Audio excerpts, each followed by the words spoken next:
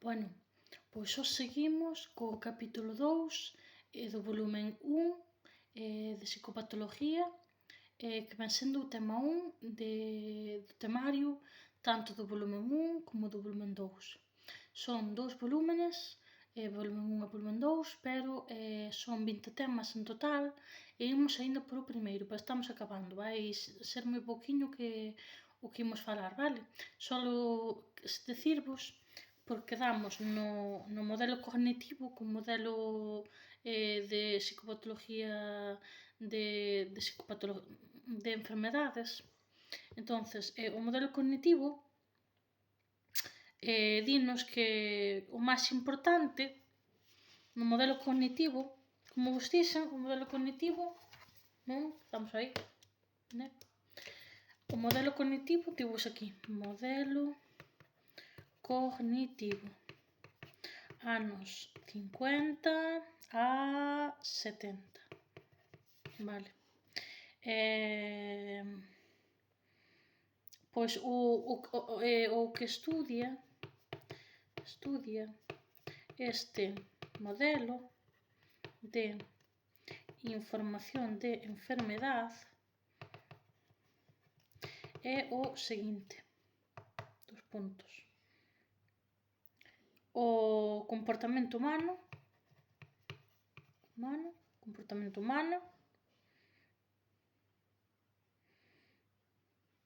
a súa mente,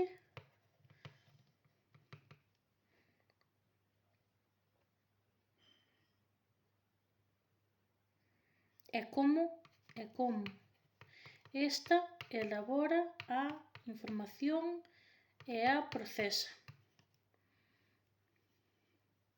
É dicir, como a achega aos demais, dende a súa mente.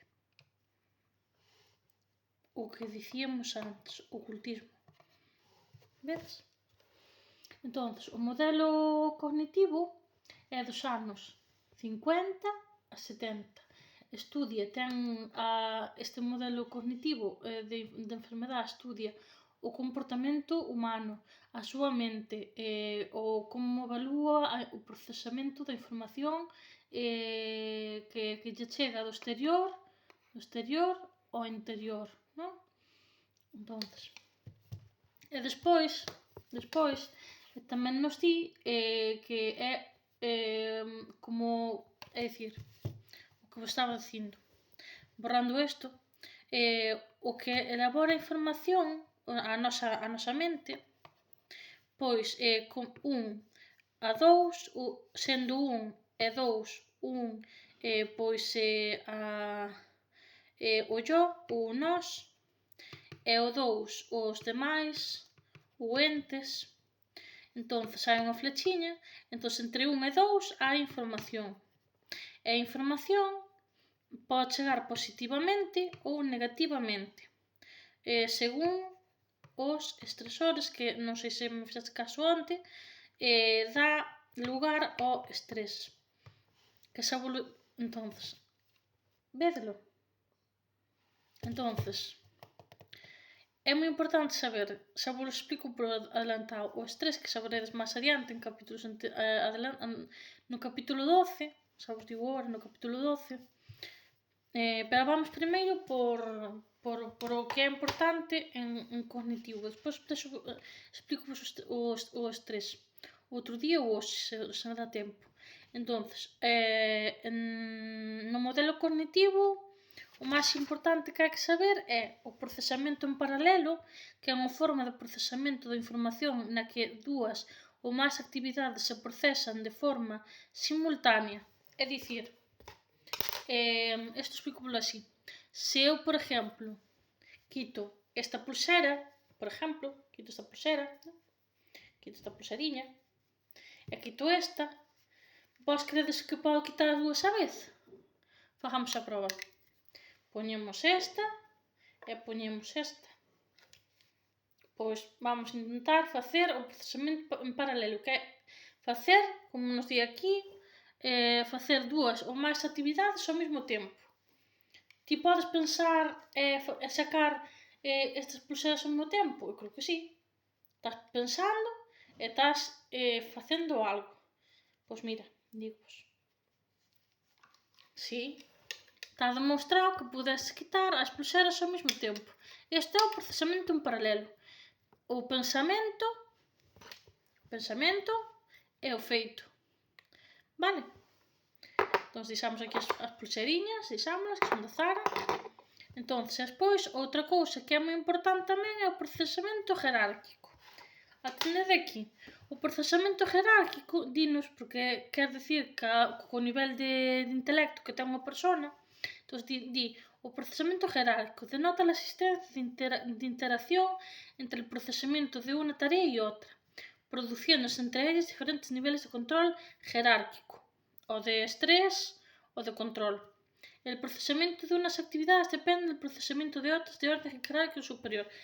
O procesamento jerárquico non é máis que isto, mira. Procesamiento jerárquico. Con isto xa acabamos. Procesamiento jerárquico. Hai un nivel, dous niveles, tres niveles, por exemplo, non? Por poñer. É como unha pirámide, na que está o primeiro nivel superior de intelecto, ou EIA, non? O intelecto. Nivel 2, que é un pouco máis inferior, nivel medio de intelecto, ou EIA. E o nivel 3, ou nivel base, que é o nivel máis baixo na escala da nosa pirámide de EIA, ou intelecto. Vedela? Esta sería a base da nosa pirámide. Esta é a pirámide. Esta é a base, dividida en 3. Na cúspide está o nivel 1, que é o nivel superior de EIA, ou intelecto. No nivel 2, no medio, está o nivel 2 de intelecto, que vai sendo o nivel medio de EIA, e na base está o nivel básico de intelecto. O que nos quer decir é que o nivel jerárquico quer decir que, por exemplo, con 3 bases, con 1, 2, 3 da pirámide do intelecto, pois sabemos se unha persona é superiormente avanzada, medianamente avanzada ou de base avanzada, co básico, co que estudiou, co medio que estudiou ou co superior que estudiou. É como unha escola. Se vas á escola infantil, base, intelecto base. Se vas a unha secundaria e bachiller, pois base, media. E se vas a un superior, pois é unha universidade. Un intelecto superior, non? Intelecto superior, bachillerato, universidade, intelecto medio, escolarización básica, da ESO, e a base sería a infantil. Bueno, pois con isto digo vos adiós, e outro día expreso vos o destrés. Adiós! Chao!